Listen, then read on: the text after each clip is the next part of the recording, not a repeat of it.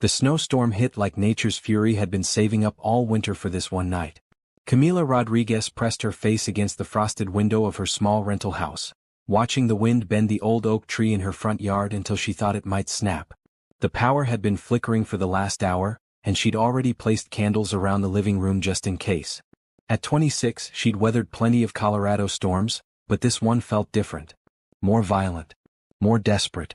She pulled her thick red sweater closer around her shoulders and was about to step away from the window when she saw something that made her heart skip. Through the whirling snow, headlights were crawling down her street, moving so slowly she wondered if the driver could even see the road. The car, some expensive-looking sedan she couldn't identify in the storm, lurched and stuttered before coming to a complete stop right in front of her small fence. The engine died. Camila watched, holding her breath, as the driver's door opened and a tall figure emerged into the blizzard. Even from her window she could see the man struggling against the wind, his expensive coat whipping around him like a dark flag. But what made her gasp and press closer to the glass was what she saw next. He was reaching into the back seat, and when he turned toward her house, she could make out the unmistakable shape of a baby carrier in his arms. Baby. In this storm. Without a second thought, Camila ran to her front door and threw it open, not caring that the frigid wind immediately attacked her face and sent her long black hair flying. "Hey," she called out, her voice nearly lost in the howling storm. "Are you okay?" The man looked up, and even through the snow she could see relief flood his features. He was handsome in that polished way that spoke of money and privilege, with dark hair already covered in snowflakes and eyes that held something close to panic. "My car," he shouted back, having to raise his voice over the wind. "It just died. I have my daughter." He lifted the carrier slightly, and Camila could see a tiny pink blanket peeking out from under the protective cover. "Come on," she called back without hesitation, waving him toward her. "Get in here before you both freeze." She watched him navigate through the snow drifts in her small front yard, his expensive shoes clearly not designed for this weather. He was tall, probably 6 feet, and moved with the careful precision of someone carrying precious cargo. When he reached her porch, she got her first clear look at him. His coat probably cost more than she made in 3 months, and his watch caught the porch light even through the snow on his wrist. But his eyes, those deep brown eyes, held genuine fear and gratitude that money couldn't fake. "Thank you," he said, slightly out of breath as she ushered him inside. "I'm Adrian Campbell. And this is Emma." He gestured to the carrier, where Camila could now see a beautiful baby girl with tiny fists and rosy cheeks, somehow still sleeping despite the chaos. "I'm Camila," she said, closing the door against the storm and immediately feeling the temperature difference. "Rodriguez. And don't worry about it. Nobody should be out in this weather, especially not with a baby." Adrian set the carrier down gently on her couch and ran a hand through his damp hair. "I was trying to get to Denver. There was a family emergency, and I thought I could make it before the storm got bad." He looked around her modest living room, taking in the worn but clean furniture, the small stack of medical bills she'd forgotten to put away on the coffee table, the single framed photo of her and her parents on the mantel. "I'm sorry to impose like this. My phone died and I didn't know what else to do." Camila was already moving toward the kitchen. "You're not imposing. Let me get you some coffee. And I should warm up some milk for the baby if she needs it." "I have formula," Adrian said quickly, reaching into a designer diaper bag that probably cost more than her monthly rent. "I can handle it. I don't want to be any trouble." "It's no trouble," Camila replied, filling the kettle with water. "How old is she?" 5 months, Adrian said, his voice softening as he looked at his daughter. "She's been such a good traveler until now. I think she can sense when I'm stressed." As if summoned by her father's words, Emma began to stir in her carrier, making small baby sounds that immediately drew both adults' attention. Adrian moved to unbuckle her, lifting her with practiced ease that surprised Camila. He clearly wasn't one of those fathers who left all the baby care to someone else. "Hello, beautiful girl," he murmured to Emma, who opened dark eyes that matched her father's and looked around with the curious expression babies get when they're in a new place. "We're safe now, thanks to the kind lady." Emma's gaze found Camila across the room, and something in those innocent eyes made Camila's heart clench. She'd always been good with children, had dreamed of having her own someday when her financial situation wasn't so precarious. Watching this clearly wealthy man hold his daughter with such tenderness, she wondered what circumstances had brought them out in this storm alone. The kettle whistled and Camila poured hot water over instant coffee in 2 mugs. It wasn't fancy but it was warm. Here, she said, bringing Adrian a steaming cup. This should help warm you up. Adrian accepted the coffee with genuine gratitude. This is very kind of you, Miss Rodriguez. I know this is unusual, a stranger showing up at your door in a storm. Please call me Camila. And it's not unusual at all. It's just human decency. She settled into the chair across from him, cradling her own mug. Where were you headed in Denver? A shadow crossed Adrian's face. The hospital. My assistant called and said there was an emergency with my father. I'm his only family besides Emma. He looked down at his daughter, who was now studying the room with wide eyes. I probably shouldn't have tried to drive in this weather, but I was worried. Camila felt a pang of sympathy. She knew what it was like to worry about family, to feel that desperate need to be there when someone needed you. Is your wife meeting you there? She asked gently. Adrian's expression grew even darker. Emma's mother isn't in the picture, he said quietly. It's just the two of us. There was pain in those words, a story that Camila sensed he didn't share often. She decided not to press. Well, you're both welcome to stay here until the storm passes. I've got a spare room, and Emma can sleep wherever you think she'll be most comfortable. I couldn't ask you to do that, Adrian protested. You've already done so much. You're not asking, Camila said firmly. I'm offering. And from the sound of that wind, you're not going anywhere tonight anyway. Even if we could get your car running, the roads will be too dangerous. As if to emphasize her point, a particularly strong gust of wind rattled the windows, and the lights flickered again. Emma made a small sound of distress, and Adrian instinctively pulled her closer. See, Camila said with a small smile. Even Emma agrees. You should stay.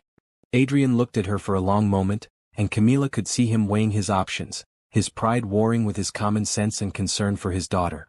Finally he nodded. If you're sure it's not too much trouble, then yes. Thank you. I'll pay you for the inconvenience, of course.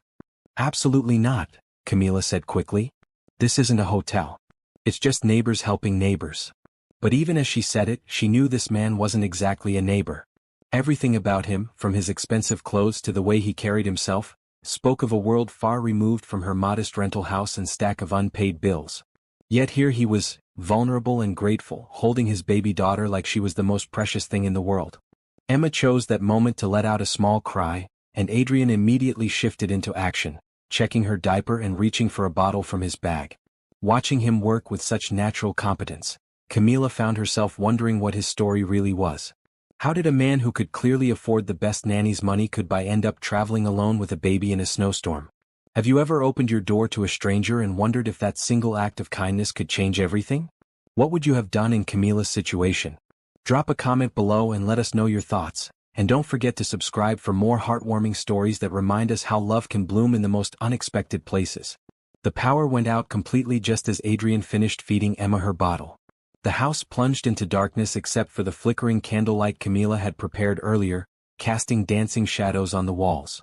Emma didn't seem bothered by the sudden change, content in her father's arms and drowsy from her feeding. Well, that settles it, Camila said, lighting 2 more candles. You're definitely staying the night. Even if your car was working, we can't see anything now.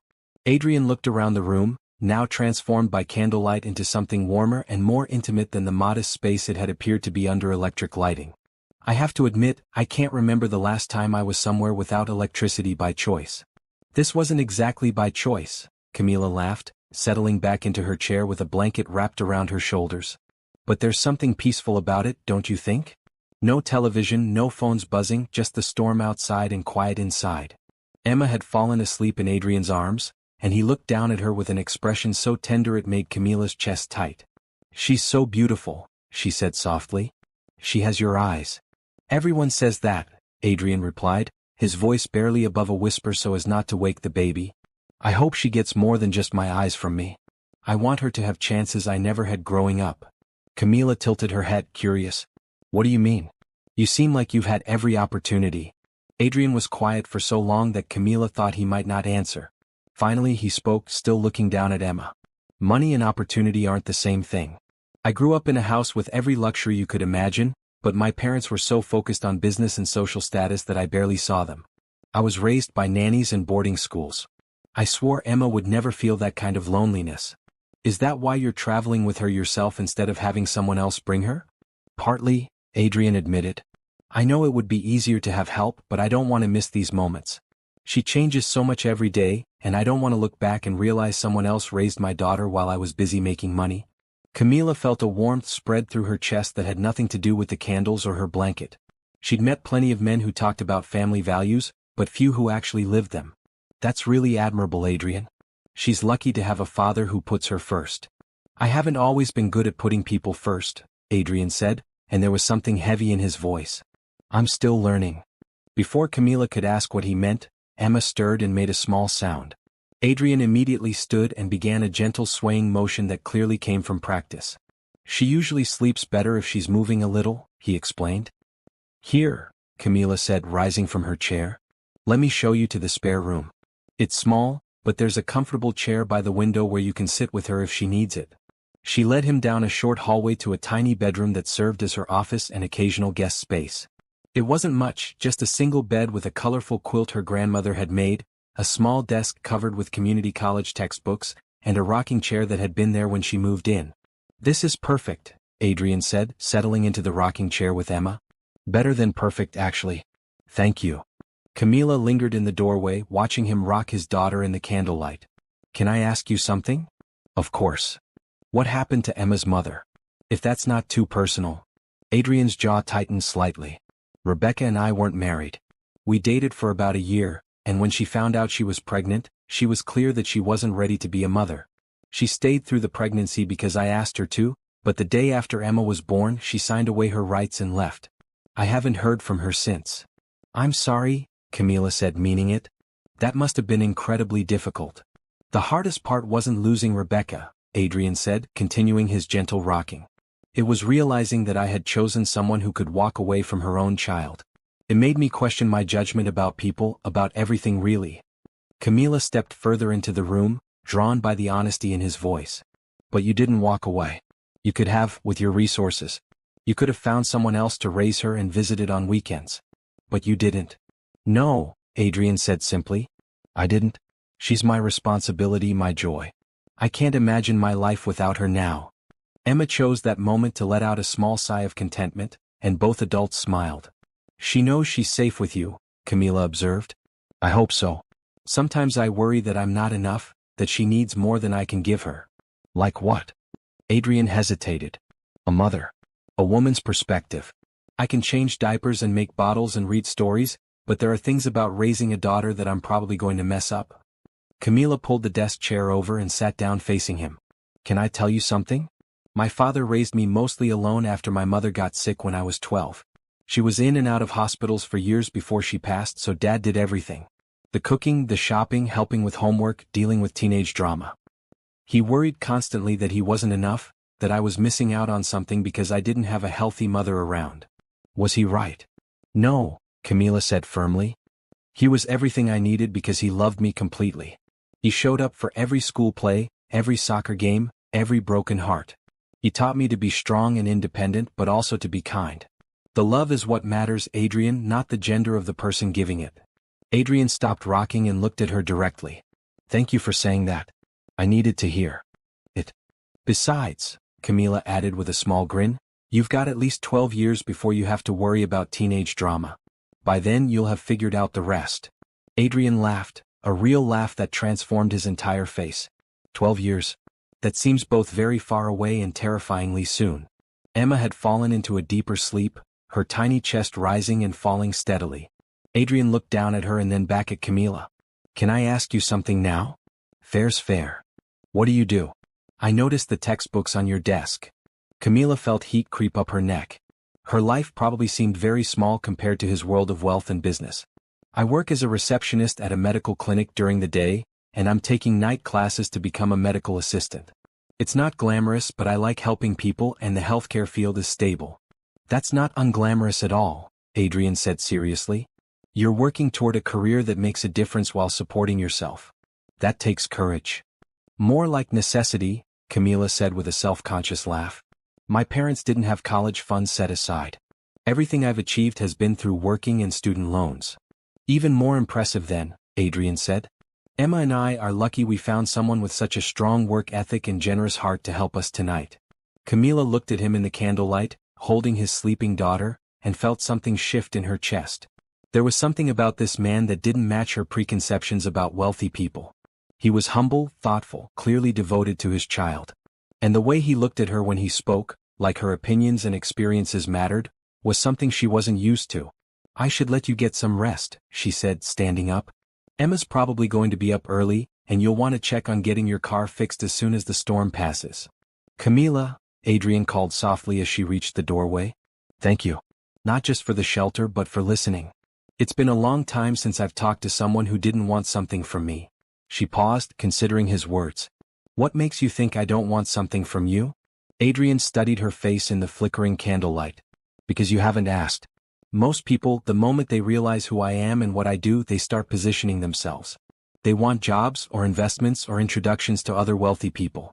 You haven't even asked what I do for work." "Should I?" Camila asked, genuinely curious now. "Only if you want to know." She thought about it for a moment. "I'm more interested in knowing what kind of father you are than what kind of businessman you are. And I think I already have my answer to that." Adrian's smile was soft and genuine. "Good night, Camila. Sweet dreams." "Good night, Adrian." "Good night, little Emma." As Camila made her way back to her own bedroom, she could hear Adrian's gentle voice starting a quiet lullaby behind her. She changed into her pajamas by candlelight, thinking about the unexpected turn her quiet evening had taken.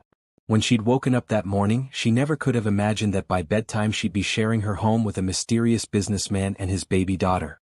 Settling into her own bed, she listened to the storm still raging outside and the soft sounds of Adrian moving around the guest room. There was something about having them in her house that felt right, like puzzle pieces fitting together in a way that surprised her.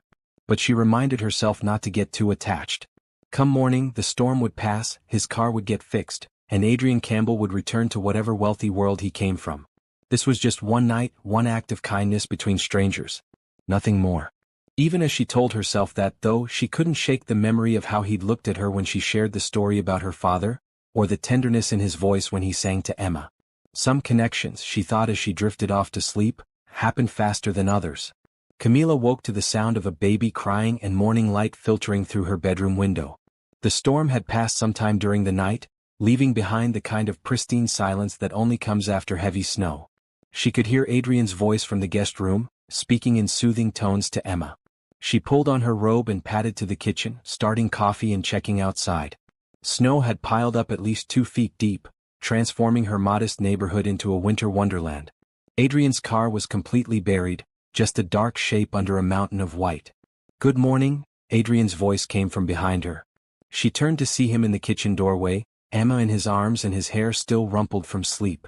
He'd changed into a fresh shirt from his bag, but it was wrinkled from traveling.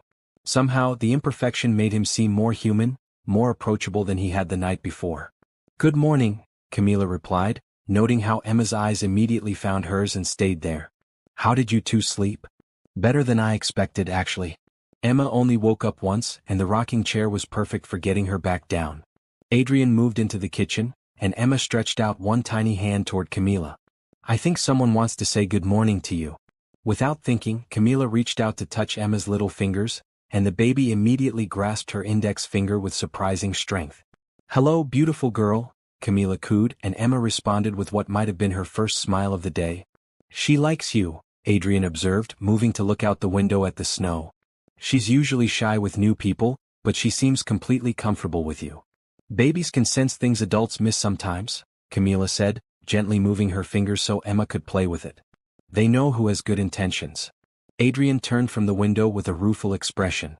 "Well, it looks like we're not going anywhere soon. My car is completely buried and I doubt the roads are clear yet anyway. The city's usually pretty good about plowing the main streets, but it takes them a while to get to the residential areas," Camila said, starting to prepare Emma's bottle without being asked. "You probably won't be able to get out until this afternoon at the earliest." Instead of seeming frustrated by this news, Adrian looked almost relieved. "Then I guess we're imposing on your hospitality for a little longer." "It's not an imposition," Camila said firmly, testing the temperature of the formula on her wrist the way she'd seen her cousin do with her children. "Besides, I could use the company. Snow days can get pretty lonely when you're by yourself." Adrian accepted the bottle from her with a surprised look. "You didn't have to do that." "I wanted to." And she had wanted to. There was something deeply satisfying about caring for Emma, about being useful to this little family unit that had appeared in her life. As Adrian fed Emma, Camila started making breakfast. She didn't have much, just eggs and toast and some fruit, but she found herself wanting to create something special for them. She scrambled the eggs with cheese and herbs, made thick-cut toast from the good bread she'd been saving, and arranged everything on her nicest plates. "You don't have to wait on us," Adrian protested as she set the plates on her small kitchen table. "I'm not waiting on you. I'm sharing breakfast with you. There's a difference." Camila sat down across from him, Emma now content in her father's lap, looking around at everything with curious eyes. Adrian took a bite and made an appreciative sound. "This is delicious. Thank you." They ate in comfortable silence for a while, Emma providing entertainment by grabbing at everything within reach and making small baby sounds at the sunlight streaming through the window. Camila found herself studying Adrian's face in the morning light.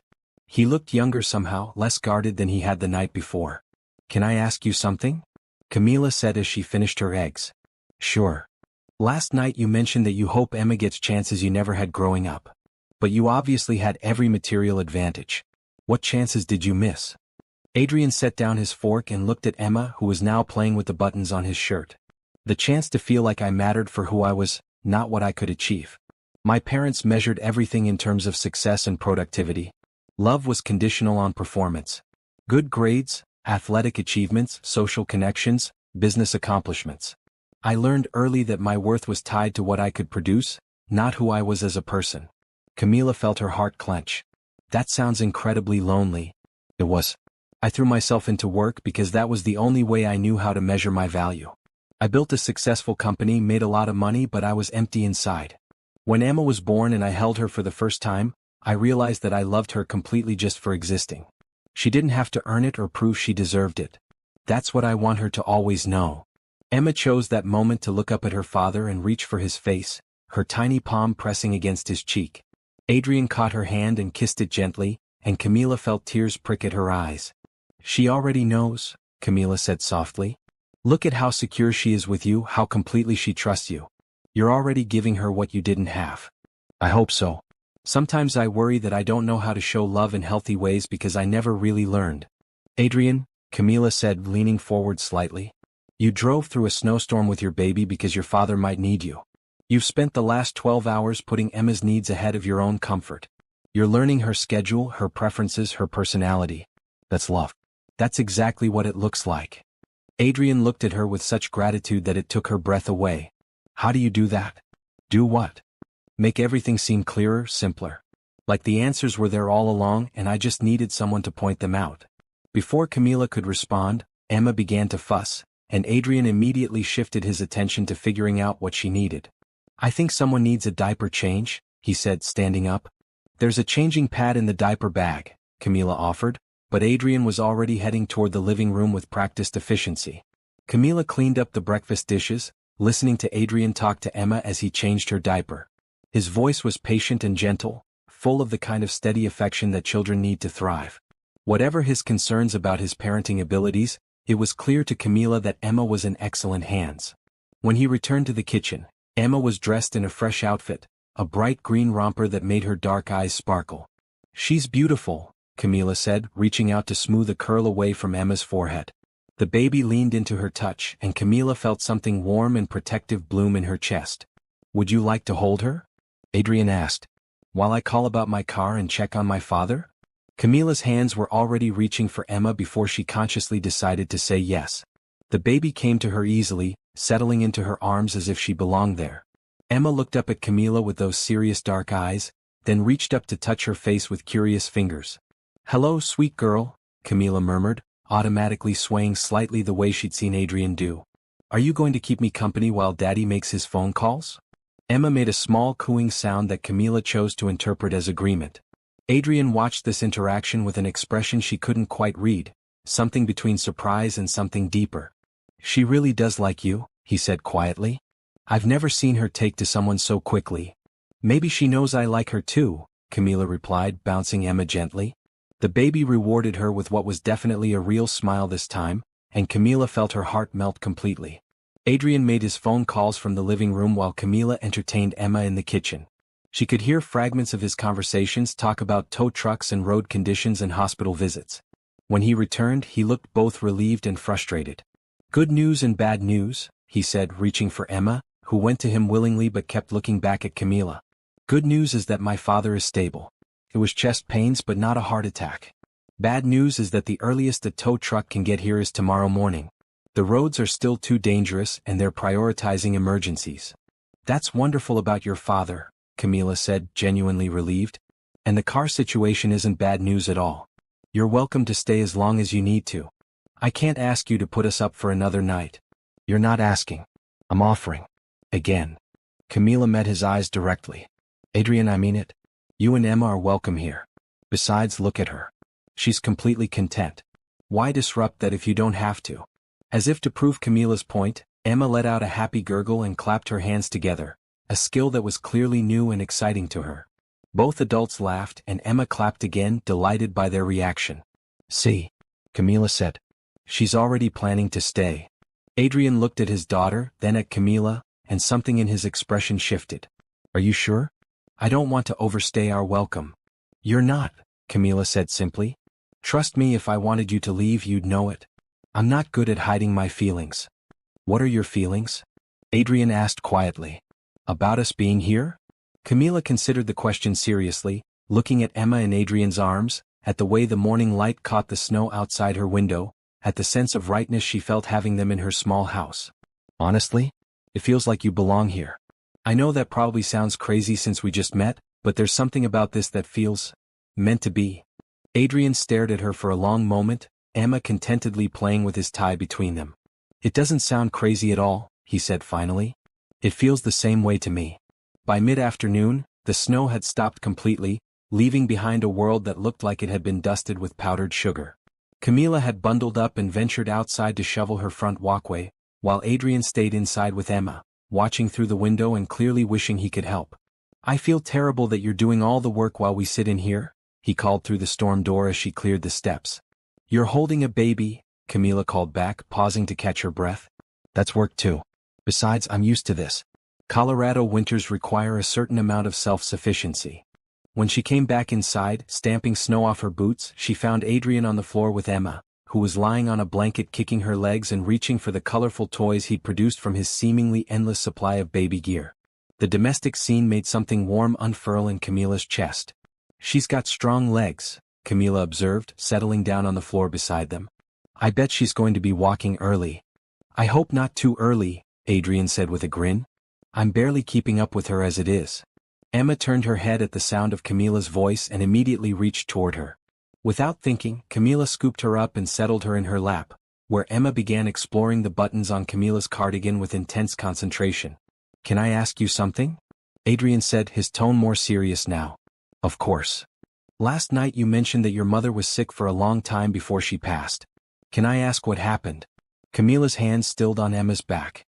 It wasn't a subject she talked about often, but something about Adrian's genuine concern made it easier to share. Cancer. She was diagnosed when I was 12 and it was a long battle. 7 years of treatments and remissions and relapses. Dad used to joke that we lived at the hospital more than we lived at home. That must have been incredibly difficult for a child. It was, but it also taught me a lot. About strength, about not taking time with people you love for granted, about finding joy in small moments even when everything else is falling apart. Camila looked down at Emma, who was now contentedly chewing on her own fist. Your daughter is lucky she has you to give her stability and love right from the start. Not all kids get that. Adrian was quiet for a moment, then reached over to brush a strand of hair away from Emma's face. Sometimes I wonder if I'm being selfish, keeping her with me all the time instead of letting her have a more normal childhood with other children and activities. She's 5 months old, Adrian. Right now, what she needs most is exactly what you're giving her. Consistent love, attention, security. The rest will come later. Camila bounced Emma gently, earning a delighted giggle. Besides, look at how happy she is. Does this look like a baby who's missing out on anything? No, Adrian admitted, watching his daughter with soft eyes. She does seem happy. Can I ask you something now? Camila said. Fair enough. What do you do for work? I mean, I can tell you're successful, but you've never actually said what your job is. Adrian's expression became guarded again, the way it had when he'd first mentioned people wanting things from him. I own a software company. We develop applications for healthcare systems, things that help doctors and hospitals manage patient records more efficiently. That sounds important. Camila said, genuinely interested. You're helping people even if you're not directly treating patients. That's how I like to think about it, Adrian replied, seeming to relax slightly. Though most people just hear software company and think about money and market share. Is it a big company? Adrian hesitated. Bigger than I ever expected it would be when I started it 8 years ago. We have offices in 12 cities now. Camila sensed there was more to the story, but she didn't push. Emma had grown heavy in her arms, clearly ready for another nap. Someone's getting sleepy, she observed. She usually goes down around this time, Adrian said, reaching for his daughter. I can take her. I don't mind, Camila said, standing carefully with Emma in her arms. Why don't you relax for a few minutes? You've been on duty since we got up. Before Adrian could protest, Camila carried Emma to the guest room and settled into the rocking chair. Emma's eyes were already drooping, and within minutes she was fast asleep against Camila's chest. The weight of the baby, the soft sound of her breathing, the complete trust she showed in allowing herself to fall asleep in a relative stranger's arms, all combined to create a moment of perfect peace. Camila found herself imagining what it would be like to do this every day, to be part of Emma's routine, to have a reason to come home to more than just an empty house and textbooks. The thought scared her with its intensity. She'd known this man and his daughter for less than 24 hours, and already she was picturing a future that included them both. She's really taken to you. Camila looked up to find Adrian standing in the doorway, watching them with an expression she couldn't quite read. She's easy to love, Camila said softly, not wanting to wake the baby. Adrian stepped into the room and sat on the edge of the bed facing her. Can I tell you something? Of course. I've had nannies and babysitters help with Emma before, people with years of experience and excellent references. But I've never seen her respond to anyone the way she's responded to you. It's like she knows something I don't. Camila looked down at the sleeping baby in her arms. What do you think she knows? That you're good for us, Adrian said quietly. Both of us. The words hung in the air between them, loaded with implications that neither of them was quite ready to address directly. Camila felt her cheeks warm, but she didn't look away from Adrian's steady gaze. I feel like I should tell you, Adrian continued, that my company isn't just successful. It's very successful. The kind of successful that changes everything about how people treat you, how they see you, what they expect from you. Why are you telling me this? Because I want you to know what you might be getting into if we... He paused, seeming to search for the right words. If this friendship develops into something more than just helping strangers in a storm. Camila considered his words carefully. Are you warning me about something specific? I'm worth about $40 million, Adrian said bluntly. My company went public 3 years ago, and the value has grown faster than I ever imagined. I'm telling you because I've learned that money changes how people see you, how they act around you, what they want from you. I need you to know what you're dealing with. Camila stared at him for a long moment, processing this information. $40 million. It was more money than she could really comprehend, enough to solve every financial problem she'd ever had with what would probably be pocket change to him. Okay, she said finally. Okay. Adrian looked surprised. That's it. What did you expect me to say? That I'm suddenly going to start treating you differently because you have money? Most people do. I'm not most people, Camila said firmly. The man I've gotten to know over the last day is someone who drives through snowstorms for family, who changes diapers at 3 a.m, who worries about being a good father, who makes his daughter laugh and holds her when she cries. That's who you are to me. The money doesn't change any of that. Adrian looked at her with something like wonder. You really mean that? I really do. Though I have to ask, if you're worth $40 million, why were you driving yourself through a snowstorm instead of taking a private jet or hiring a driver? Adrian actually laughed at that. Because I'm not completely disconnected from reality yet. The airports were closed due to the storm, and hiring a driver would have just put someone else at risk. Besides, I like driving. It's one of the few times I feel completely normal. Emma stirred in Camila's arms, making small sleepy sounds. Camila automatically began rocking again, and the baby settled back into deep sleep. There's something else, Adrian said, his voice more hesitant now. What? The medical bills on your coffee table. I noticed them last night and again this morning. They look like they're for ongoing treatment. Camila felt her stomach clench. She'd forgotten about those bills, had been so focused on her unexpected guests that her own problems had temporarily faded into the background. They're not for me, she said quietly. Your father? Yes. He was diagnosed with diabetes 2 years ago, and it's been getting progressively worse. He needs insulin that his insurance doesn't fully cover, and now he's developed some complications that require specialist care. I've been trying to help him manage the costs, but... She trailed off, not wanting to burden Adrian with her problems. But it's difficult on a receptionist's salary while you're also paying for school. I'm managing, Camila said, though they both knew it wasn't entirely true. How much do you need? Adrian asked directly. Adrian, no. How much? He repeated. I'm not telling you that. This isn't why I helped you. I know it's not, Adrian said gently. That's exactly why I want to help you. You opened your door to strangers in a storm, you've taken care of Emma like she was your own child, you've been kinder to me than I have any right to expect. Let me help your father. Camila shook her head. I can't accept that kind of money from someone I just met. Why not? Because it would change things between us. I'd always wonder if I owed you something, or if you thought I was with you because of what you could give me. With me? Adrian repeated, focusing on those two words. Camila realized what she'd implied and felt her cheeks burn. I didn't mean, that is, I wasn't assuming. But you were thinking about it, Adrian said softly. About there being an us, to consider. Camila looked down at Emma, sleeping so peacefully in her arms, then back at Adrian. Yes, she admitted. I was thinking about it.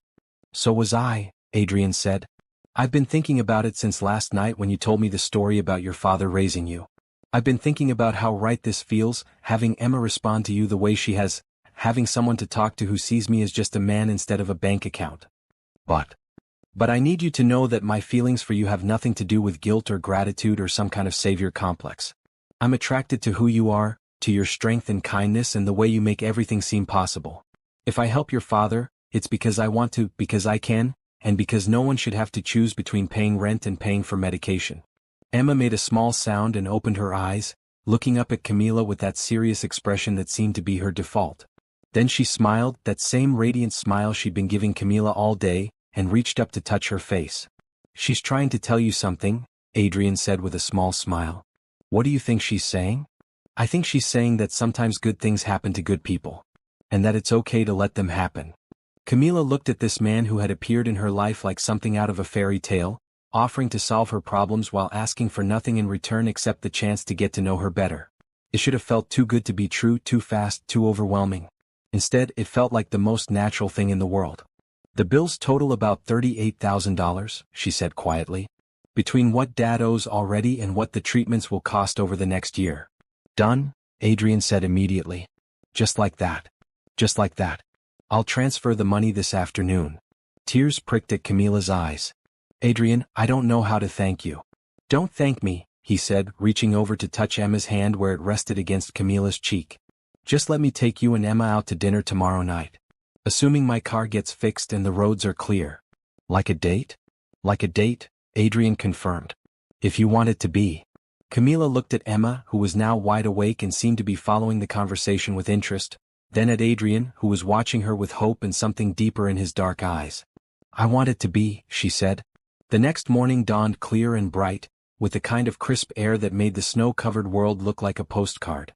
Camila woke to the sound of voices outside and looked out her window to see a tow truck driver talking to Adrian beside his now visible car.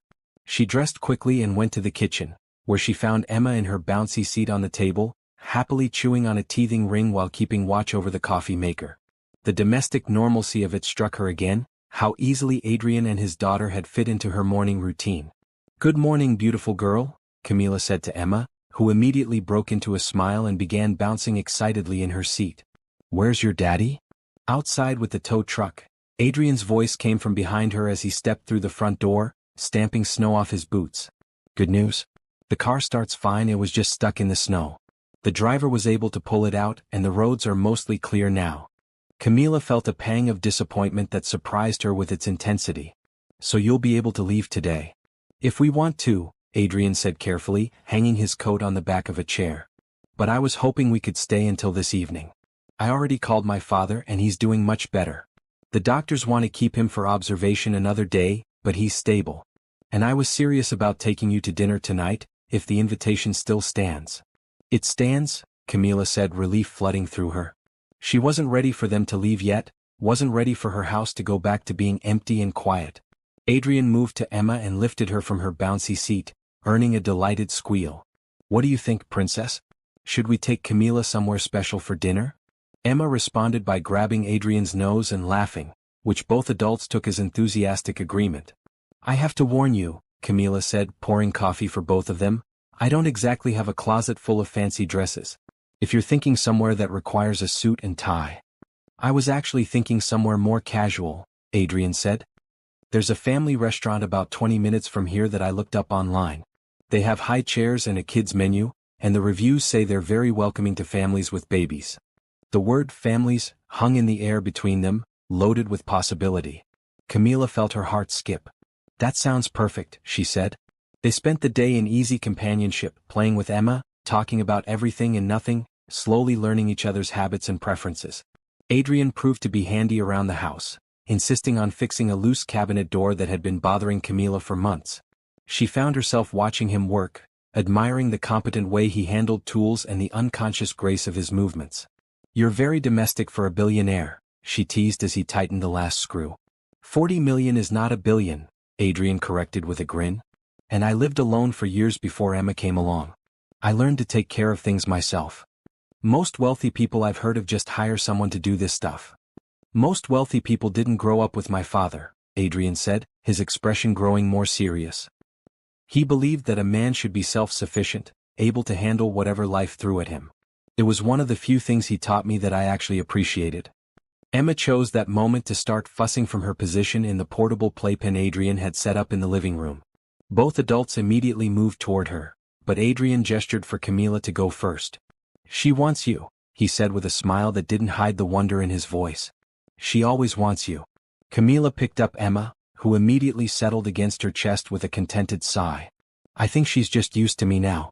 Babies adapt quickly. It's more than that, Adrian said, watching them together. I've seen her with other people. She's polite, she tolerates being held, but she doesn't seek them out the way she does you. She doesn't light up when they walk into the room. Camila looked down at Emma, who was now playing with a strand of her hair, completely content. Maybe she knows I light up when she walks into the room too. Is that what this is? Adrian asked softly. This feeling? What feeling? Like something that was missing has finally clicked into place. Camila met his eyes across the small living room. Yes, she said simply. That's exactly what this is. By mid-afternoon, Camila found herself doing something she never would have imagined 2 days earlier, getting ready for a dinner date with a multimillionaire while his baby daughter napped in her guest room. The situation felt surreal, like she'd stepped into someone else's life. She stood in front of her small closet, surveying her limited options. She had exactly one dress that could be considered nice, a navy blue wrap dress she'd bought for her cousin's wedding 2 years ago. She pulled it out and held it up to herself in the mirror, hoping it would be appropriate for whatever restaurant Adrian had chosen. When she emerged from her bedroom, Adrian was sitting on the couch with Emma on his lap, both of them looking at something on his phone. He looked up when she entered the room and his expression made her cheeks warm. You look beautiful, he said simply. Thank you, Camila replied, smoothing the dress nervously. You clean up pretty well yourself. Adrian had changed into dark slacks and a blue button-down shirt that made his eyes look even darker. He looked polished and successful but somehow still approachable. Still like the man who had appeared on her doorstep in a snowstorm. Are you ready for this? He asked as he gathered Emma's diaper bag and car seat. Dinner? I think so. Not just dinner, Adrian said, pausing to look at her directly. This. Whatever this is becoming. Camila considered the question seriously. Was she ready to potentially fall for a man whose world was so different from hers? Was she ready to let herself care about a baby who might not be in her life permanently? Was she ready to risk her heart on something that felt too good to be true? Looking at Adrian holding Emma, both of them watching her with matching expressions of hope and affection, she realized that ready or not, she was already falling. I'm ready, she said. The restaurant Adrian had chosen was perfect. A family-owned Italian place with checkered tablecloths and the kind of warm atmosphere that made everyone feel welcome. The hostess cooed over Emma and brought a high chair without being asked, and their server was experienced enough with babies to keep their water glasses filled and be patient when Emma's needs interrupted the conversation. This is exactly right, Camila said as they settled into their booth, Emma happily gumming a piece of soft bread roll in her high chair. How did you find this place? I looked for restaurants that specifically mentioned being family-friendly, Adrian said. I wanted somewhere Emma would be comfortable, but also somewhere we could actually talk. And somewhere you wouldn't get recognized? Adrian paused with his fork halfway to his mouth. How did you know about that? I googled you, Camila admitted, feeling heat creep up her neck. After you told me about your company, I was curious. There were several articles about you, some photos from business events. What did you think? Camila studied his face, noting the slight tension around his eyes. I thought you looked uncomfortable in most of the pictures. Like you were playing a role that didn't quite fit. That's remarkably accurate, Adrian said. I hate those events. All the networking and small talk and people trying to get something from you. But they're part of the business. Emma dropped her piece of bread and made a sound of dismay. Both Adrian and Camila immediately reached for the piece that had fallen on the table, their hands brushing as they both tried to help her. The contact sent a small shock through Camila, and she saw from Adrian's expression that he'd felt it too. I've got it, Camila said softly, tearing off a fresh piece of bread for Emma. You're so natural with her, Adrian observed, watching Camila help Emma get a good grip on the bread. It's like you've been doing this for years. I always wanted children, Camila said, then immediately felt embarrassed by the admission. I mean someday. When I'm more financially stable and with the right person. What would make someone the right person? Adrian asked quietly. Camila looked at Emma, who was now contentedly gnawing on her bread while looking around at the other diners with curious eyes. Someone who puts family first. Someone who's present, not just physically but emotionally. Someone who understands that love isn't something you earn, it's something you give freely. She looked up at Adrian. Someone like you. Adrian reached across the table and covered her hand with his. Camila, I need you to know something. What? I'm falling for you. Hard and fast and in ways that probably don't make sense given how little time we've known each other. But I can't ignore what this feels like, what Emma's reaction to you means, what it means that for the first time in years I don't want to be anywhere except exactly where I am right now. Camila felt her breath catch. Adrian? I know it's complicated. I know my life comes with challenges and pressures that you didn't sign up for. But I also know that I've never felt as at peace as I have in your house these past 2 days. You and Emma together, it feels like the family I always wanted but never thought I'd find. Emma chose that moment to look directly at Camila and clap her hands together, breadcrumbs flying everywhere. Both adults laughed, and the tension of the serious moment dissolved into something warmer and more natural. I'm falling for you too, Camila said quietly. Both of you.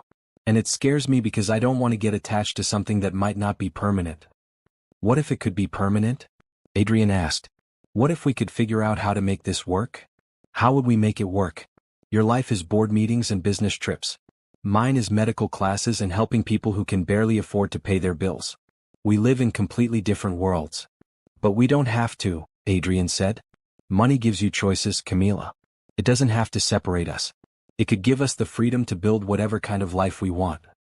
Emma had finished her bread and was now reaching toward Camila, making small demanding sounds.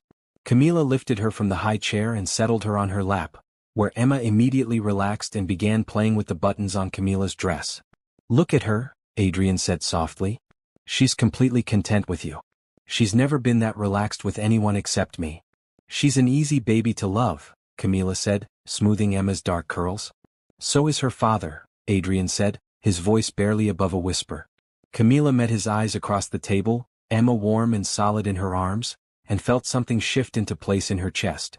Whatever fears she had about their different backgrounds, whatever concerns about moving too fast, they all faded in the face of this simple truth. She was already in love with both of them. So is her father, she agreed. The drive back to Camila's house was quiet, Emma having fallen asleep in her car seat after the excitement of dinner. Camila found herself stealing glances at Adrian as he drove, noting the relaxed set of his shoulders, the small smile that seemed to have taken permanent residence on his face. Thank you for tonight, she said as he pulled into her driveway. Thank you for saying yes, Adrian replied, turning to look at her in the dim light from the dashboard. For saying yes to all of this, really. They carried a sleeping Emma inside and got her settled in the guest room without waking her. Camila found herself moving through these domestic routines with Adrian as if they'd been doing it for years rather than days. There was something deeply satisfying about working together to care for Emma, about the quiet communication that had developed between them. Coffee? Camila offered as they tiptoed out of Emma's room. Please. They settled on the couch with their mugs, sitting closer than they had before, the weight of the evening's conversations creating a new intimacy between them. Can I ask you something? Camila said, tucking her feet under her and turning to face him. Always. What happens next? I mean, practically speaking. You live in Denver, I assume. You have a business to run, responsibilities. I have work and school and my father to think about. Even if we both want this to continue, how do we make it work? Adrian set down his coffee cup and turned to face her fully. I've been thinking about that. And I have some ideas if you're open to hearing them. I'm listening. First, the distance isn't as much of an issue as you might think. My company has been moving toward remote work anyway, and I have excellent managers who can handle day-to-day operations. I could easily work from here a few days a week, or you could come to Denver. With Emma, I'm already traveling less than I used to. Camila nodded, encouraging him to continue. Second, your school situation. You're taking night classes to become a medical assistant, right? There are accelerated programs that could get you certified faster, and I could help with the tuition costs. Adrian? Hear me out, he said gently. I'm not trying to buy you or change your life plans. I'm trying to remove obstacles that might keep us apart. You want to work in healthcare and that's admirable. Let me help you get there faster and with less financial stress. And what about my father? I already told you I'd handle his medical expenses. I meant that. But more than that, if we're serious about building a life together, then your father is part of that life. I'd want to get to know him to make sure he's taken care of. Camila stared at him, overwhelmed by the generosity and thoughtfulness of his offer. You've really thought this through. I told you I'm falling hard. When I care about something, I plan for it. What about Emma? Camila asked. This affects her too. What if she gets attached to me and then things don't work out between us? Adrian's expression grew serious. That's the biggest risk, you're right. But Camila, look at how she responds to you. I've never seen her bond with anyone the way she's bonded with you. I think she needs you in her life. I think we both do. Emma chose that moment to make a small sound from the guest room, the kind of noise that meant she was stirring but not fully awake yet. Both adults immediately went quiet, waiting to see if she would settle back down or need attention. After a few moments of silence, Adrian continued in a lower voice. I know this is fast. I know it probably seems crazy to make life-changing decisions based on 3 days together. But I've learned not to waste time when something feels right.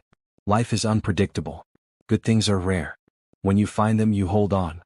Camila thought about her mother, about all the plans her parents had made for the future that cancer had stolen from them. About the years her father had spent alone after her mother died, never finding anyone else who made him feel complete. About her own careful, cautious approach to relationships that had left her alone at 26 with nothing but good intentions and student loans. You're right, she said quietly. Good things are rare. So what do you think? Are you willing to see where this goes? Camila looked around her small living room, imagining it filled with Emma's toys and laughter, with Adrian's presence and the sense of family she'd been missing since her mother died. She thought about the way Emma reached for her, the way Adrian looked at her like she was something precious, the way she felt when the three of them were together. I think, she said carefully, that I'd like to try. But I have conditions. Name them. First, I finish my medical assistant program. Even if you help with tuition, I want to complete what I started. I need to know I can support myself. Agreed. What else? Second, we take this slowly with Emma. I don't want her calling me mommy or anything like that until we're sure this is permanent. She's already been abandoned by one woman in her life. Adrian's jaw tightened at the reminder of Rebecca, but he nodded. That's fair. What else? Third, I want to meet your father. If we're going to be together, I want to understand where you came from, what shaped you. That might be challenging, Adrian said carefully. My father isn't an easy man. He's very focused on success and status. He might not understand what I see in. He stopped himself. In someone like me?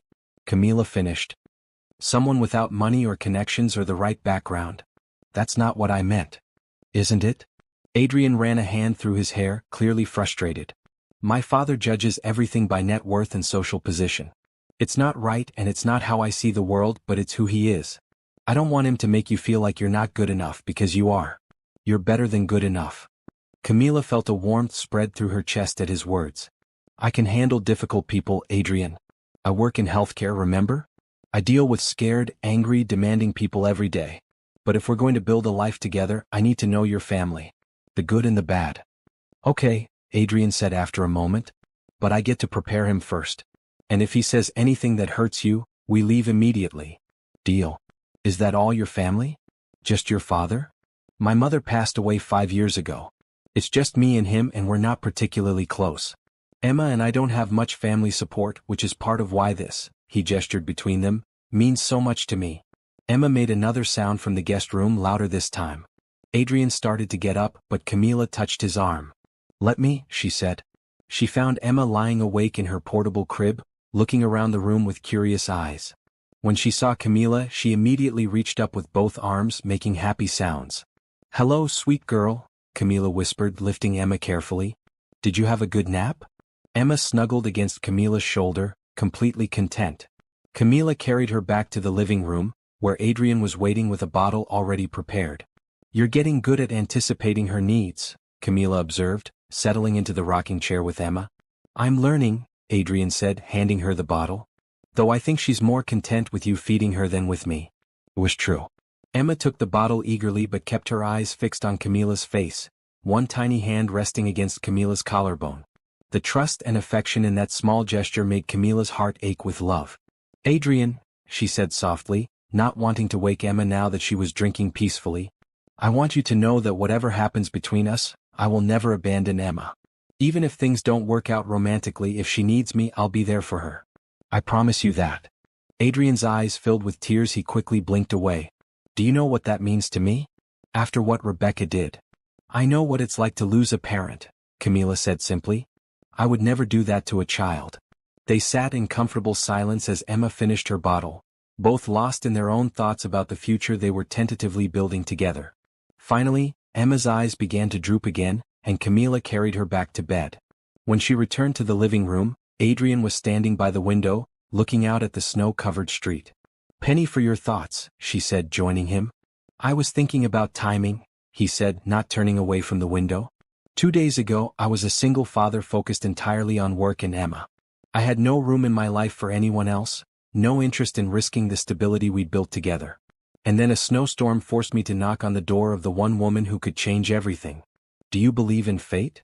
Camila asked. "I'm starting to," Adrian replied, finally turning to look at her. "What about you?" Camila thought about all the small decisions and circumstances that had led to this moment. Her choice to rent this particular house, Adrian's decision to drive himself instead of waiting for better weather, his car breaking down in front of her door specifically. "I think some things are meant to happen," she said. "And I think fighting them only makes you miserable." Adrian stepped closer to her, close enough that she could see the gold flecks in his brown eyes. "I don't want to fight this anymore," he said quietly. "Neither do I," Camila whispered. He reached up to cup her face in his hands, his thumbs brushing across her cheekbones. "May I kiss you?" Instead of answering with words, Camila rose up on her toes and pressed her lips to his. The kiss was gentle at first, tentative, but quickly deepened as they both gave in to the attraction that had been building between them since that first night. When they finally broke apart, both were breathing hard. Adrian rested his forehead against hers, his hands still framing her face. "This is really happening," he said, sounding almost surprised. "This is really happening," Camila agreed. From the guest room came the soft sound of Emma stirring again, and they both smiled. "I should probably get some sleep," Adrian said reluctantly.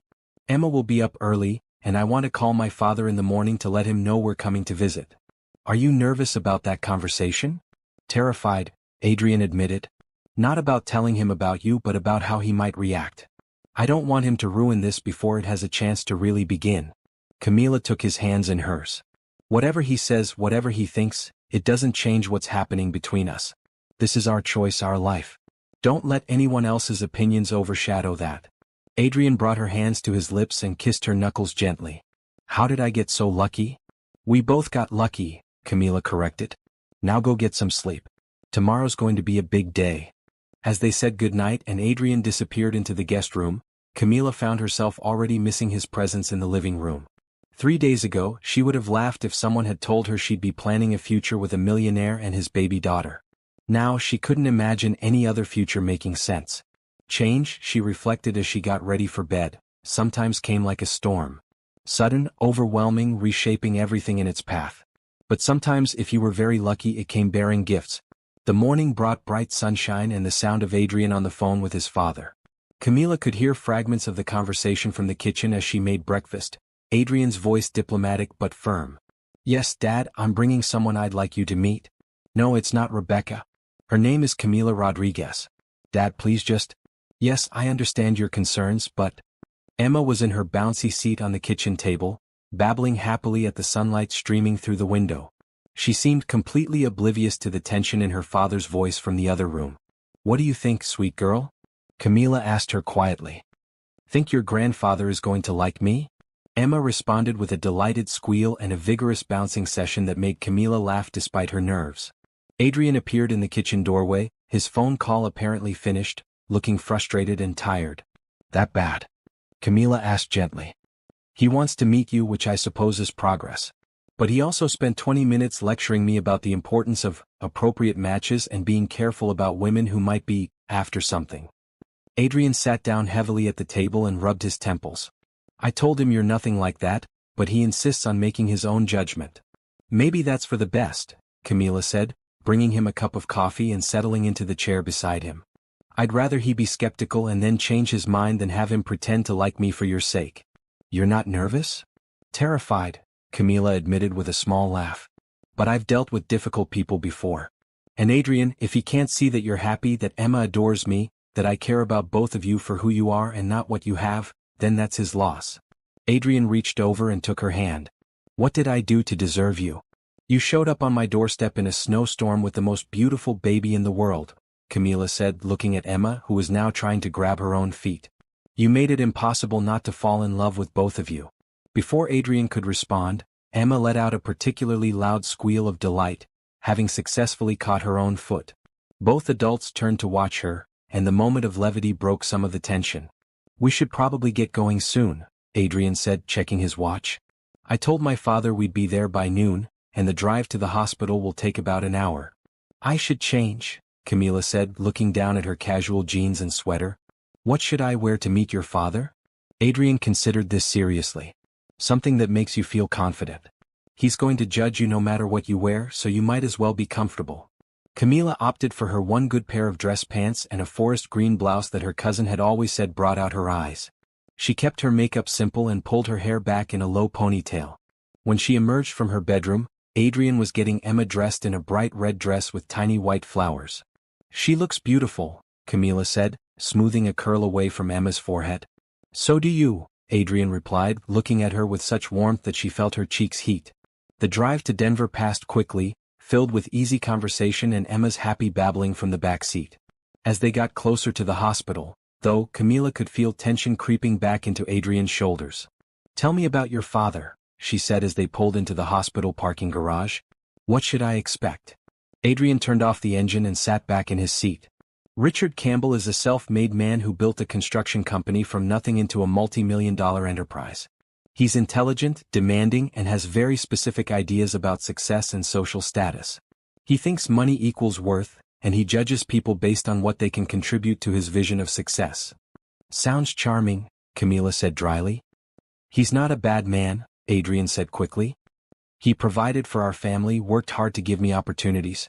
But he's never understood that some things matter more than financial gain. When my mother was dying, he spent more time at business meetings than at her bedside because he said someone had to keep the family fortune secure. Emma made a small sound from her car seat, and both adults turned to check on her. She was wide awake, looking around at the concrete walls of the parking garage with curious eyes. Ready? Adrian asked, though it was clear he wasn't entirely ready himself. Ready? Camila said with more confidence than she felt. Richard Campbell's private hospital room was on the top floor, with large windows overlooking the city. The man lying in the bed was clearly Adrian's father, sharing the same dark eyes and strong jawline, though his hair was completely silver and his face was lined with age and what looked like permanent disapproval. Dad, Adrian said, entering the room with Emma in his arms and Camila beside him. How are you feeling? Better now that you're here, Richard said, his eyes immediately moving to Camila with undisguised assessment. And you must be Miss Rodriguez. Yes, sir. It's nice to meet you, Mr. Campbell. Adrian told me you were feeling better. Did he now? Richard's tone was neutral, giving nothing away. And what exactly did my son tell you about me? Camila felt Adrian tense beside her, but she met Richard's gaze directly. He told me that you're a successful businessman who built something significant from nothing. He also told me that you're protective of your family and want the best for Adrian and Emma.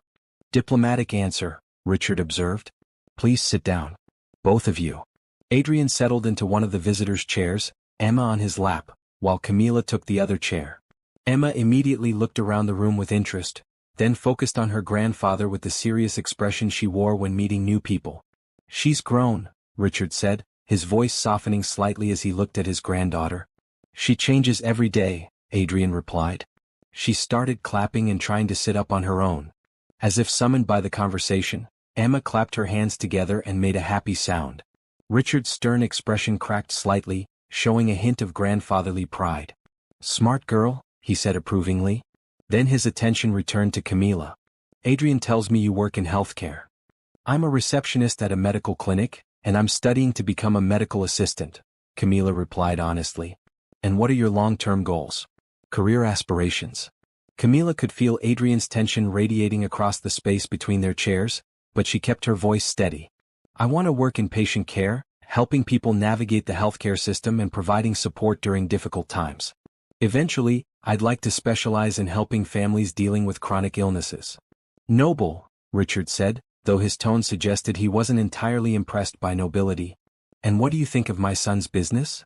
I think he's built something that helps people while being financially successful. That seems like an ideal combination. And you're not interested in the financial success part? Camila felt a flash of irritation at the implication. Mr. Campbell, with respect, I didn't even know Adrian's last name when I opened my door to him during the snowstorm. I helped him because he had a baby and needed shelter, not because I knew anything about his bank account. Anyone can claim that after the fact. Dad, Adrian said warningly, but Camila held up a hand. No, it's okay. She looked directly at Richard. You're right to be protective of your son and granddaughter. Emma has already been abandoned by one woman who couldn't handle the responsibility of caring for her. If I were in your position, I'd be suspicious too. Richard's eyebrows rose slightly, clearly not having expected such directness. But I need you to understand something, Camila continued. I fell in love with Emma first. The moment I saw her in Adrian's arms in that storm, something in my heart just clicked. And then I fell in love with the man who was clearly devoted to her, who put her needs first, who worried about being a good father. The money is just money, Mr. Campbell. It doesn't make Adrian a better person or a worse one. It's just a fact about his life. Pretty words, Richard said. But money changes everything. It brings pressure, expectations, people who want things from you. How do I know you won't decide it's too complicated and disappear like Rebecca did? Emma chose that moment to reach toward Camila, making small demanding sounds. Without thinking, Camila stood and took her from Adrian, settling her on her lap where Emma immediately relaxed and began playing with the buttons on Camila's blouse. Because, Camila said, looking down at Emma's trusting face, I already promised her I wouldn't. And I don't break promises to children. Richard watched this interaction carefully, noting how naturally Emma settled with Camila, how comfortable she seemed. She doesn't usually take to strangers that easily. I'm not a stranger to her anymore, Camila said simply. I've been taking care of her for the past few days while we were snowed in together. She knows me. And what happens when the novelty wears off? When you realize what it really means to be part of this family? Camila looked at Adrian, who was watching her with a mixture of love and anxiety, then back at Richard. Mr. Campbell, I grew up watching my father care for my dying mother for 7 years. I know what commitment looks like, what it costs, what it's worth. I'm not afraid of difficult times or complicated situations. I'm afraid of missing out on the chance to be part of something beautiful because I was too scared to try. Emma had found Camila's necklace and was examining it with intense concentration. The image of the young woman holding his granddaughter so naturally, speaking about commitment and love with such quiet conviction, seemed to give Richard pause.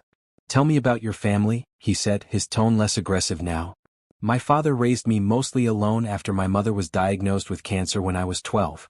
He worked construction during the day and took care of her at night. He taught me that family means showing up, even when it's hard, especially when it's hard. My mother taught me that love isn't something you earn, it's something you give freely. Your father worked construction? Yes, sir.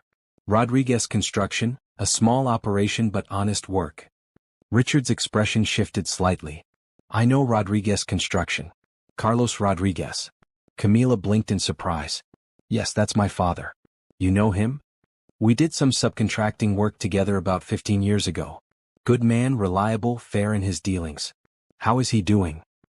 He's struggling with diabetes complications, but he's managing. Camila didn't mention the medical bills, not wanting to seem like she was asking for sympathy or help. Carlos Rodriguez's daughter, Richard mused, looking at her with new interest. He talked about you during those jobs. Said you were his pride and joy, working hard in school, taking care of your sick mother. He said that. Camila felt her eyes well up slightly. Many times. He was very proud of you. Richard was quiet for a moment, then looked at Adrian. Son, can I speak with Miss Rodriguez privately for a few minutes? Adrian looked uncertain. Dad, if you're going to interrogate her further? I'm not going to interrogate anyone, Richard said with a slight smile. I just want to have a conversation without you hovering protectively. Adrian looked at Camila, who nodded. It's okay. Emma and I will be fine. After Adrian reluctantly left the room, Richard gestured for Camila to pull her chair closer to his bed. Emma was now drowsing in her arms, comfortable and secure. Miss Rodriguez. Camila, may I speak frankly? Please. When Adrian called me yesterday, I was prepared to dislike you.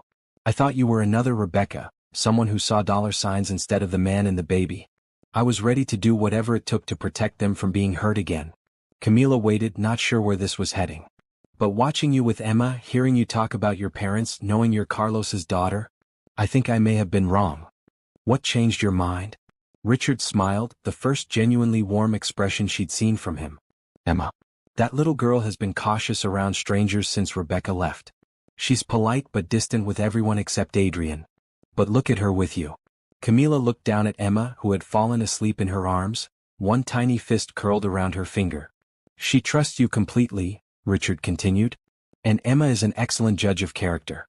If she loves you, there's probably a good reason.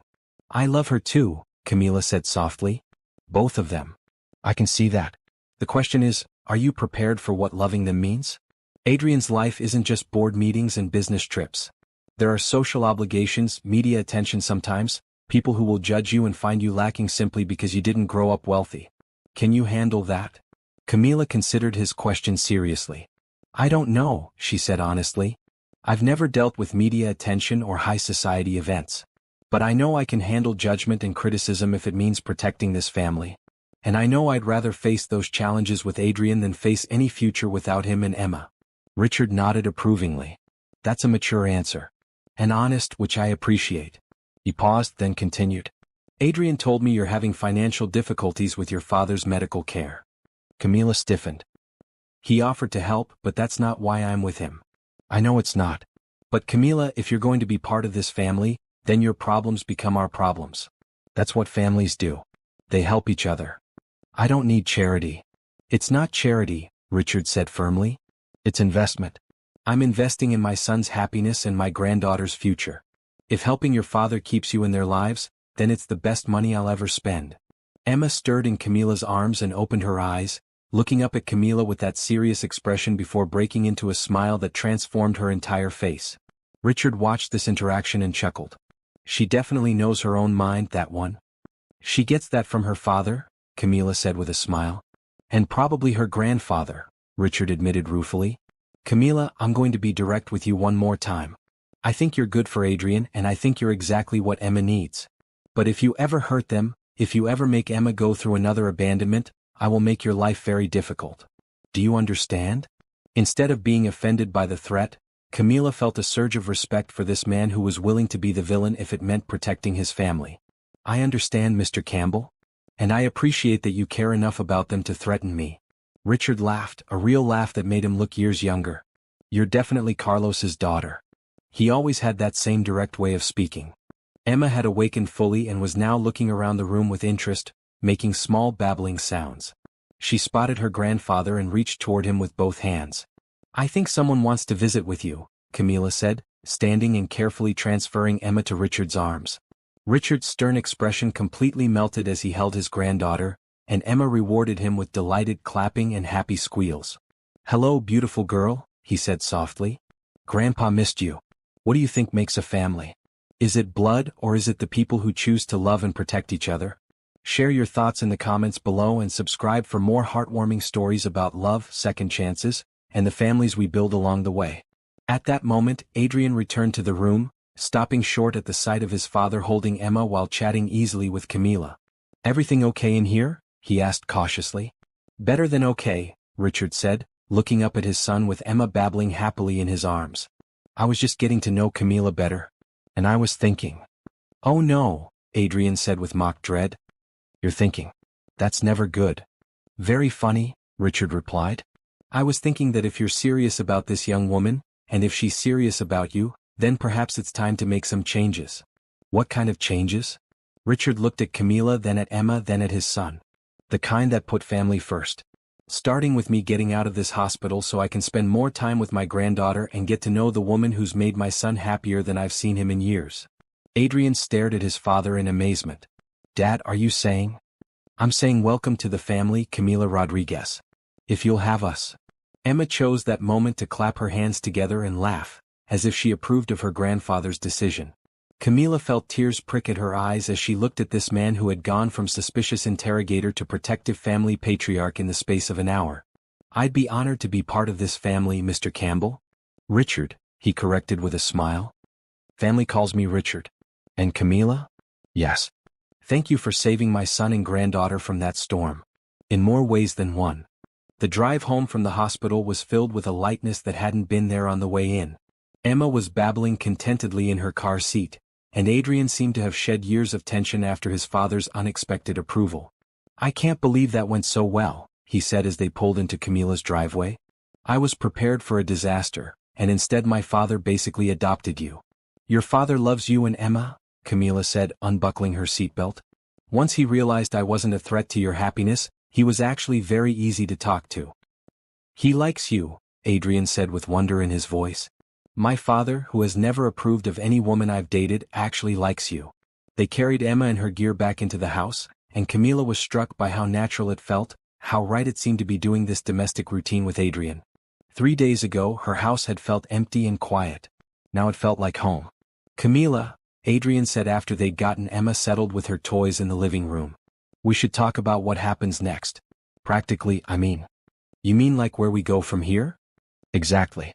I don't want to pressure you, but I also don't want to lose this. What we've built these past few days, it matters to me. It matters to Emma. Camila settled onto the couch beside him, watching Emma explore a set of colorful rings with intense baby concentration. It matters to me too. But Adrian, I need to know that this is real, that it's not just the intensity of the situation making us both feel things that might not last. How do we know that? Time, Camila said simply. Real life. Seeing how we handle normal stress and everyday challenges, not just emergency situations. Adrian nodded thoughtfully. That makes sense. So what do you suggest?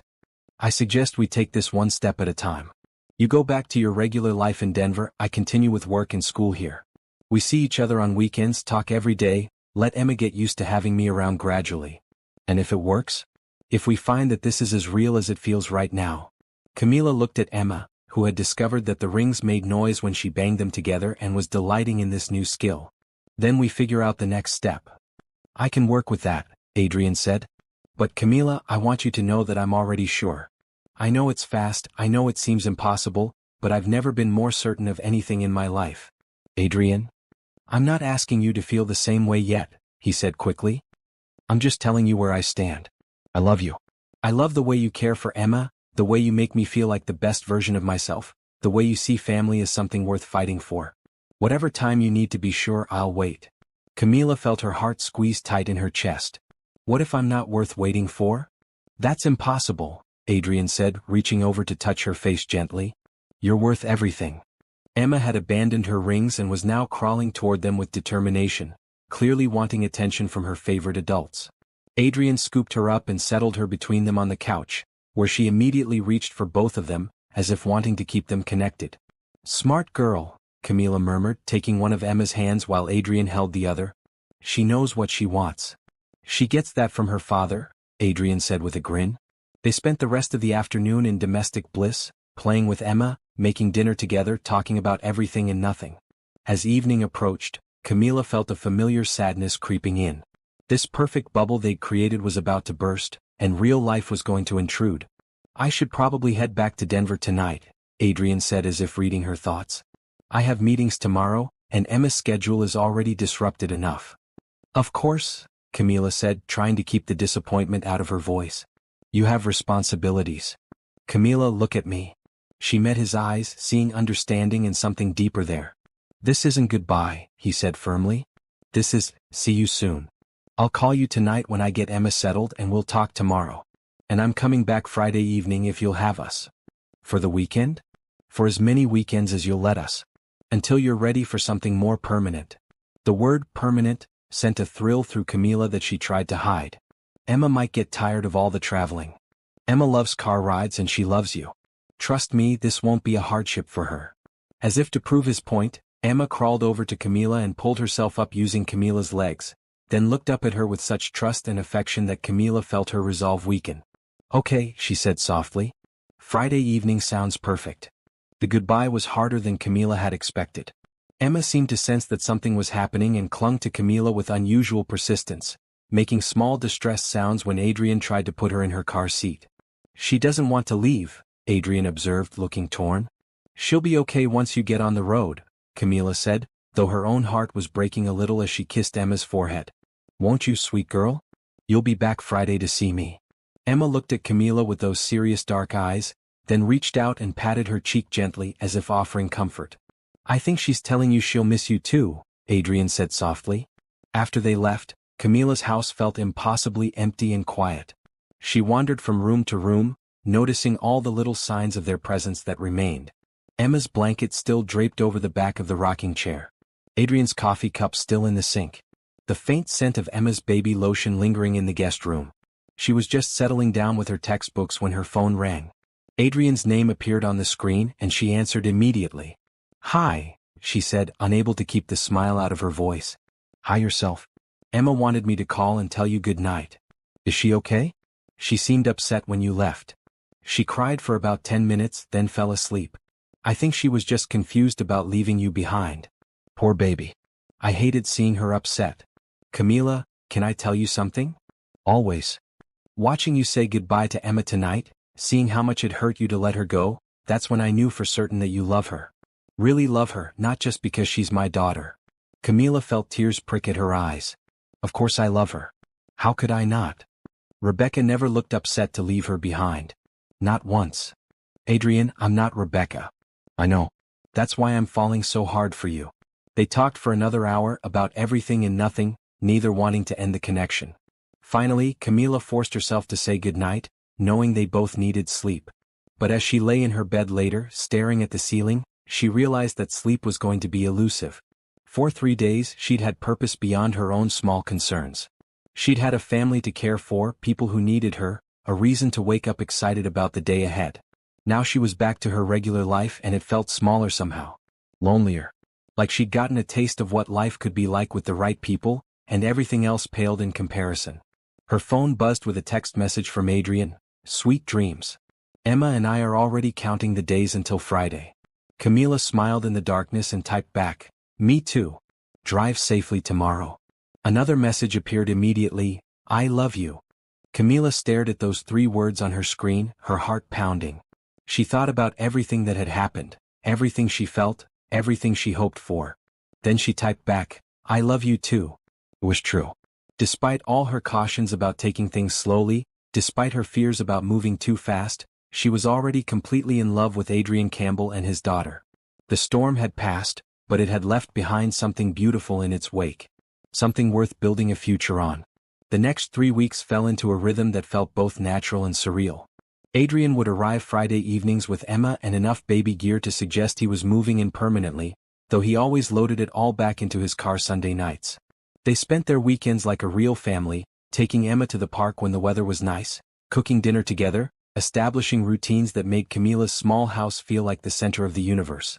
During the week, they talked every day, long conversations that ranged from Adrian's business challenges to Camila's experiences in her medical classes. Emma had apparently learned to recognize Camila's voice over the phone and would squeal with delight whenever Adrian switched to video call so she could see her. "She misses you during the week," Adrian told Camila during one of their Thursday evening calls. "She keeps crawling to the front door and looking at it expectantly.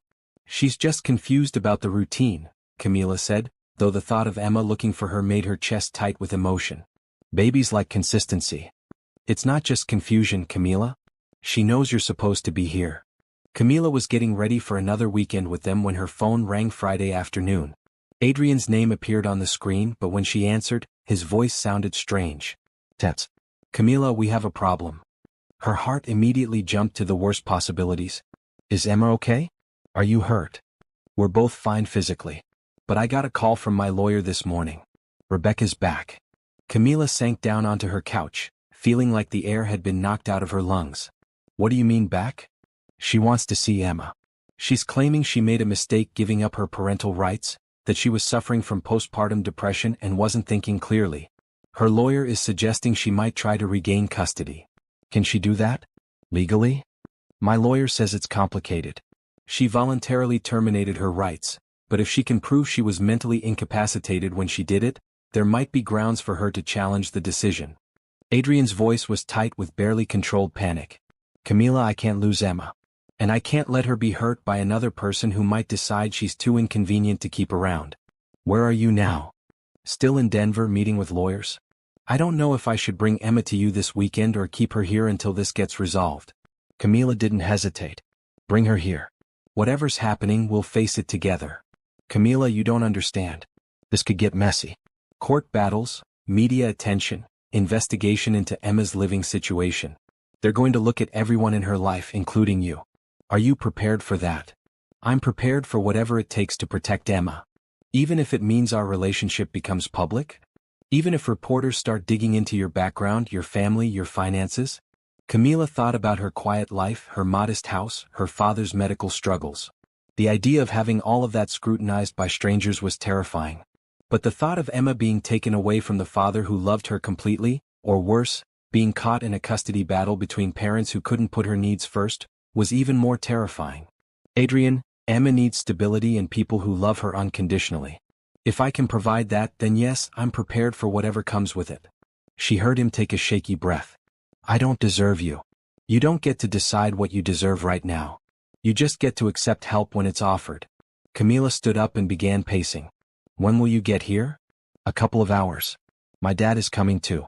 He wants to help with the legal situation, and he thinks having family support will look good if this goes to court."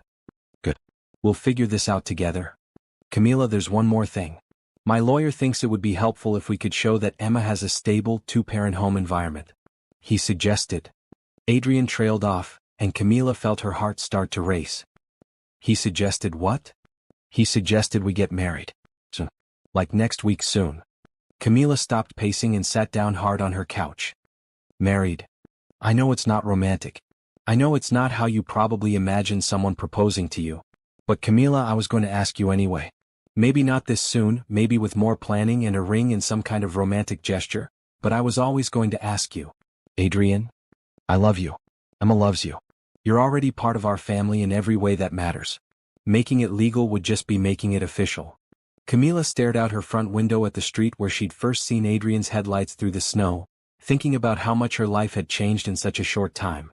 3 weeks ago, the idea of marrying someone she'd known for a month would have seemed insane. Now, the idea of not being legally connected to Adrian and Emma, of not being able to make medical decisions for Emma if something happened, of not being recognized as her family, seemed equally insane. "Camila? Are you still there?" "I'm here. I'm just thinking." "About what?" "About whether Emma would want me to wear white to our wedding or if she'd prefer something more colorful." There was silence on the other end of the line, then Adrian's voice, rough with emotion. "Is that a yes?" "That's a yes, Adrian.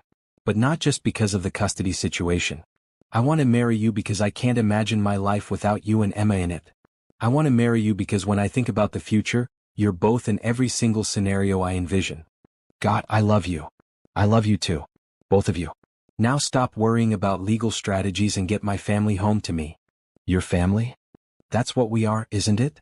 The three of us." "Yes," Adrian said, and she could hear the smile in his voice. "That's exactly what we are." After they hung up, Camila sat in her quiet house and tried to process what had just happened.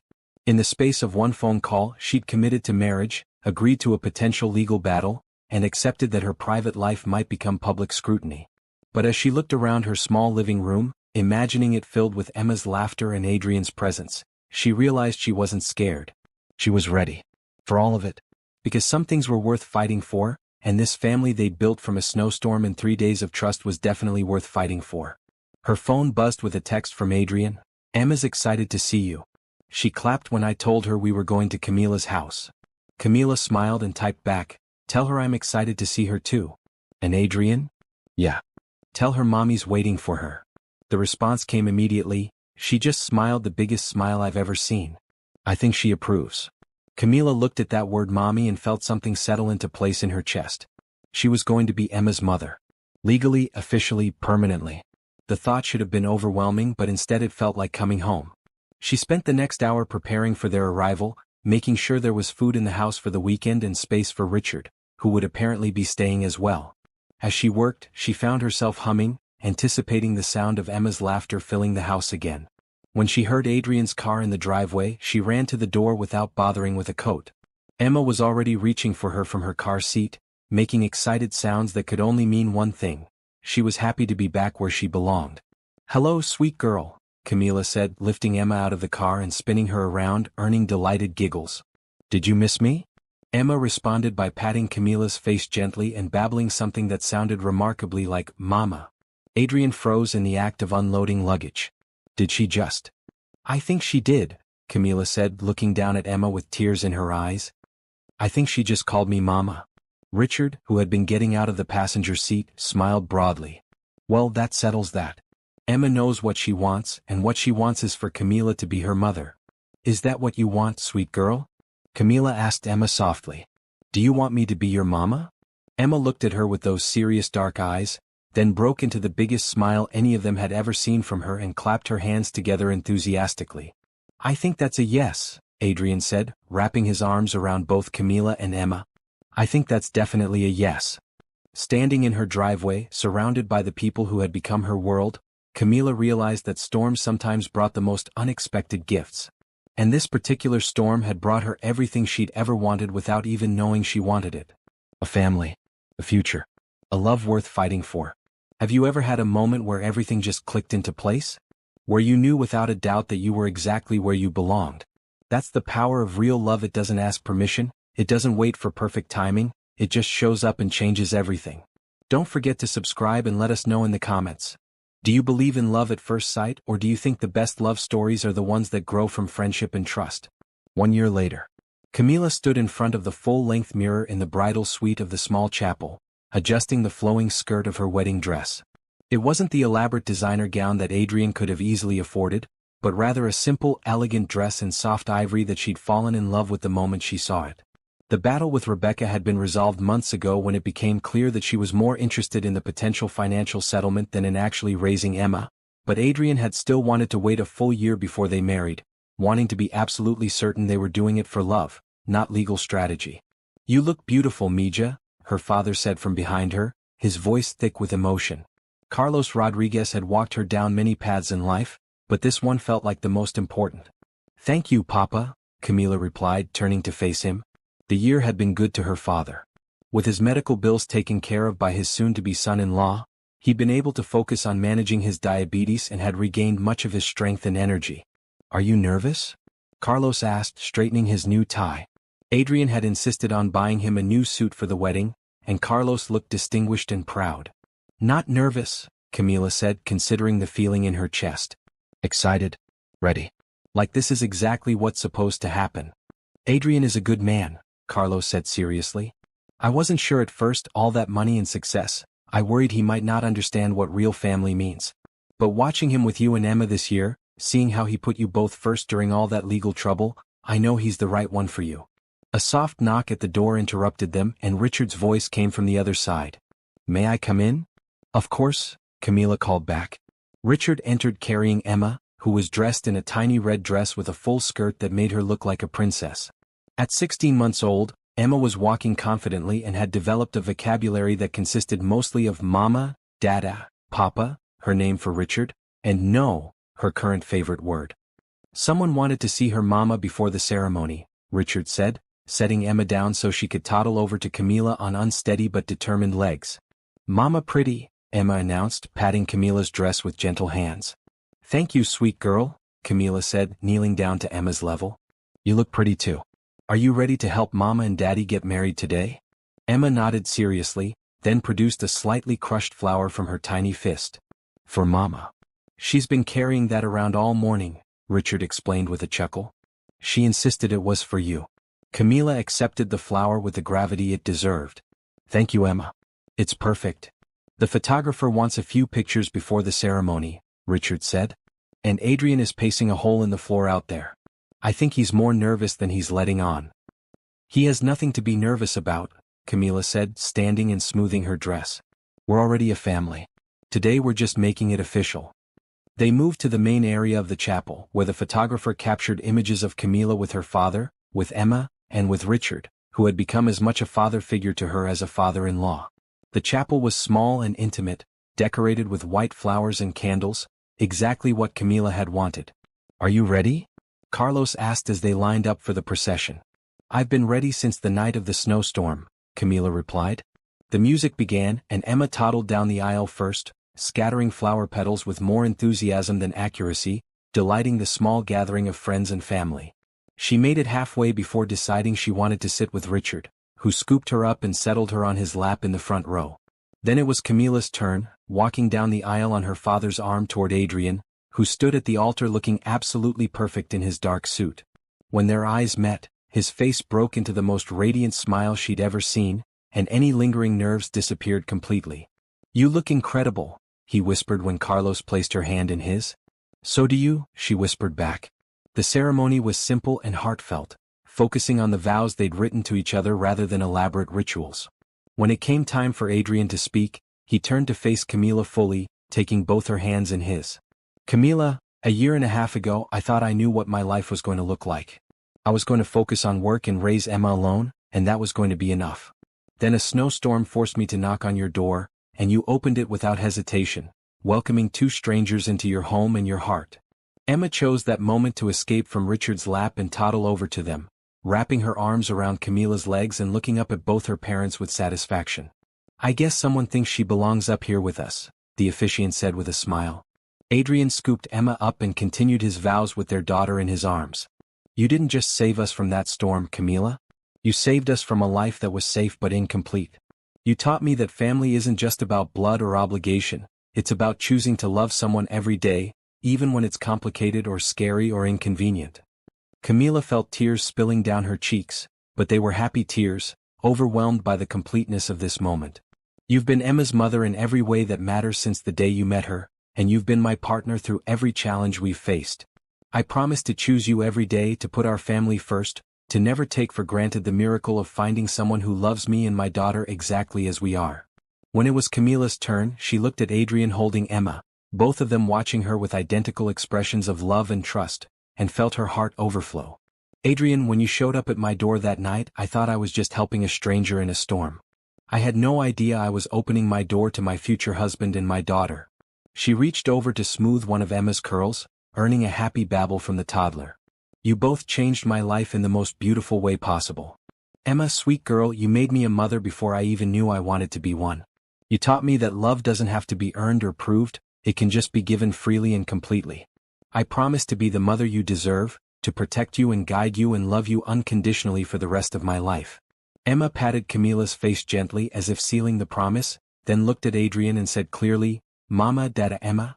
That's right, princess, Adrian said, his voice thick with emotion. We're all together now.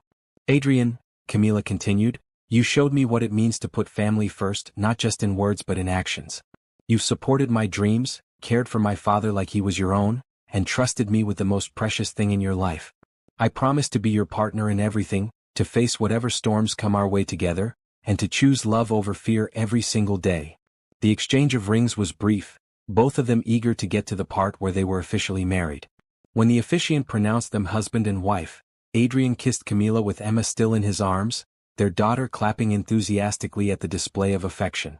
The reception was held in the fellowship hall of the chapel, a casual affair with Emma toddling between guests and charming everyone with her bright smile and fearless personality. Camila watched Adrian dance with his daughter to a slow song, both of them laughing, and felt a deep contentment settle over her. Happy? Richard asked, joining her at their table. Incredibly, Camila replied. Thank you, by the way. For what? For accepting me. For trusting me with them. For becoming the grandfather Emma deserves and the father-in-law I never expected to have. Richard smiled and patted her hand. Thank you for saving my family. All of us. As the evening wound down, Camila and Adrian found themselves alone on the small dance floor, swaying to music while Emma slept peacefully in her portable crib nearby, worn out from all the excitement.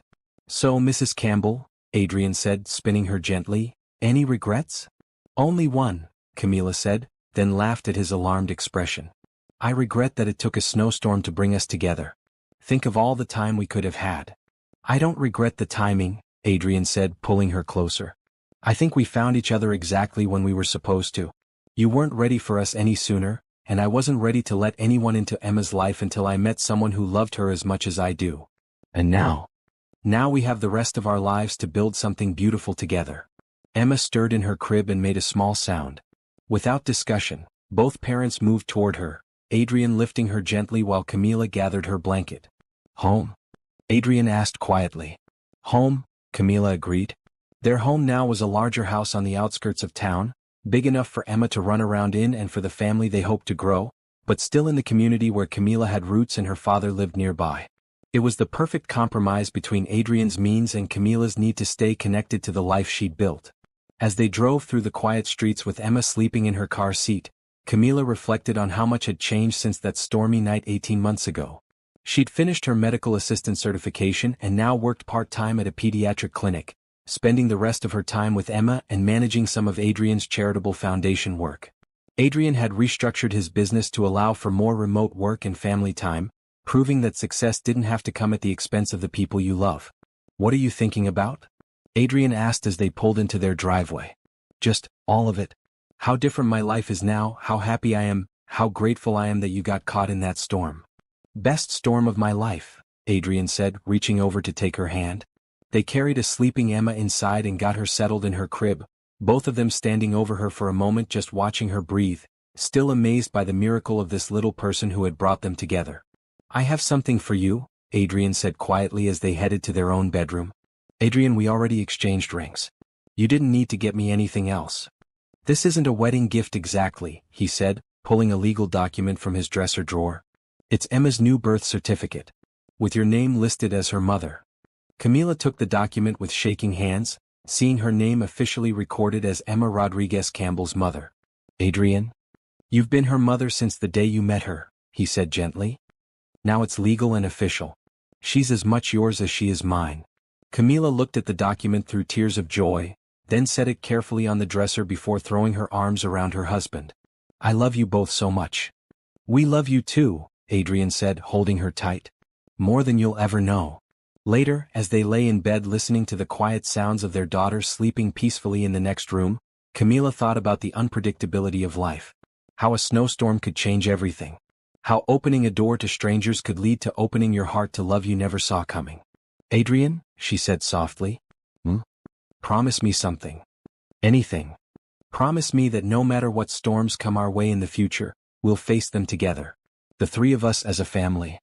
I promise, Adrian said, pulling her closer. Always together. Always a family. Outside their window, snow had begun to fall again, light flakes drifting past the glass like a gentle reminder of the storm that had brought them together. But inside their warm house, with their daughter sleeping safely nearby and their future stretching ahead of them full of promise, Camila felt nothing but gratitude for the unexpected gift of the family they'd built from trust, love, and 3 days that had changed everything. Some storms destroy, but the best ones bring exactly what you didn't know you needed. And this storm had brought them each other forever.